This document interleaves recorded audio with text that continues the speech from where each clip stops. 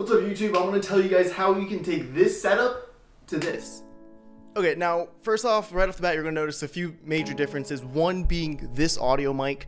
Now audio is a big part, however, we're going to touch on that a bit later. Now, a few other things you're going to notice is that the big difference being lighting. Lighting is going to be the biggest deciding factor in whether or not your in-home studio looks professional. Right now in my home studio, I have 3 lights I'm using one big key light. I have 1 light here to illuminate the side of my face, and I also have a 3rd light down here that's going to act as kind of like my backlit light to separate me from my background. And that's basically going to be your ideal setup for lights. Is you have 1 big light that's going to be giving you the softest light, and then you're going to have 1 light that's going to kind of illuminate the other side of the face if it does look a little bit too dark, and then a backlight that would separate everything.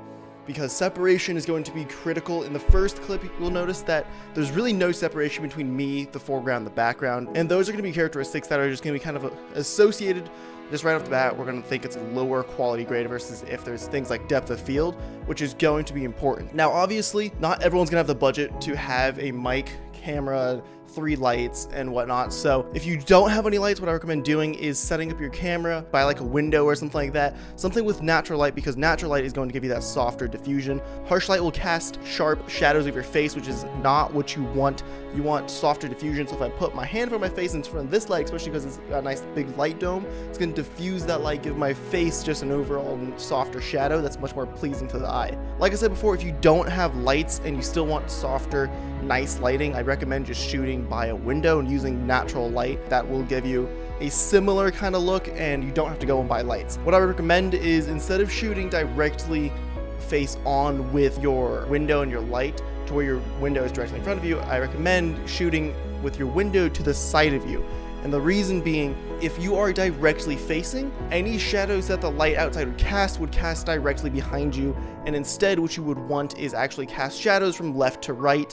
And that's basically how you're going to kind of shape and focus your light so that there's going to be separation and that you're not lighting up everything, and that you have more control over what is being lit up and what isn't being lit up. Take this scene, for example. I am what is in focus. I am what is being lit up. Your eyes are going to be drawn onto me versus my background. My background is nicely shadowed. I do have an accent light here just because I think if the shadow is completely black, it just looks a little bit weird. So adding accent lights into the background will be something that's just up to your discretion whether you want to do it or you don't want to do it. Another thing you want to keep in mind that's going to help with separation is actually shooting as close as to the camera so that what's in focus is going to be closer and the background's going to be further away. That's going to add depth and it's going to have that kind of blurriness.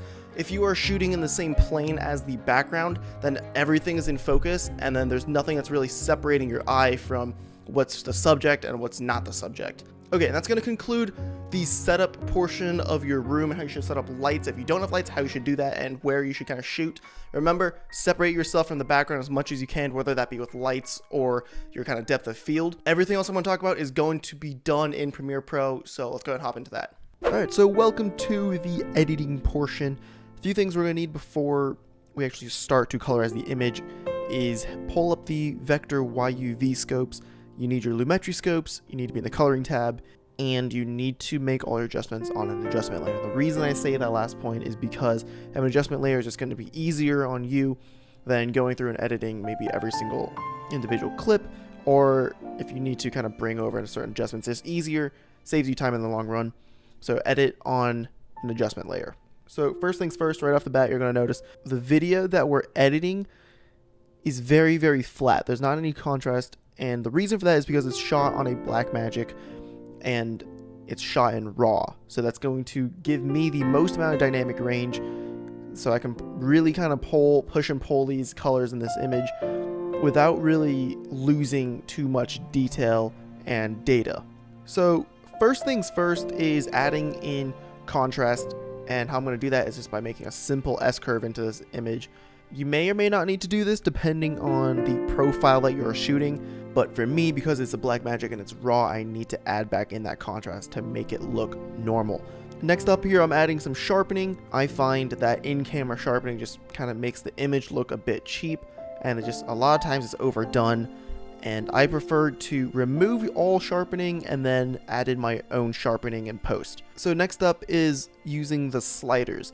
Now, the sliders are going to basically rely on your lumetri scopes to tell you how far or how little you should actually move your sliders. I like to start with my blacks by moving the blacks down. I like to make sure that there's no clipping at the bottom. I will continue to kind of fine tune the rest of the sliders, but basically every single video is going to follow the same principles of not clipping anywhere, making sure your blacks are blacks, your whites are whites, but you're not going to use the exact same values as my sliders. Use whatever you think looks good in your image and try to avoid clipping in your whites and your blacks. Now, next up is skin tones. Now, you may be wondering why I said you need your YUV scopes, and that's because of skin tones. So go into your editing tab and just make a clipping mask around the area of skin that has the most kind of fair, even skin that's not obstructed by things. In this example, I'm using my forehead just because there's a good amount of skin, and that's what I'm basing my colors off of. Now, you're going to want your skins and your colors to fall along the line between the yellows and the reds. You're going to mostly play with your tints. If you've white balanced correctly, you're going to mostly play with your tints here. Something to keep in mind, your temperature usually slides a lot. Your tint, you kind of only move maybe within -10, +10 of each other. In this case, my skin tones and everything here are a little bit green, so I'm going to add back in some purple, and that's going to balance out my skin tones.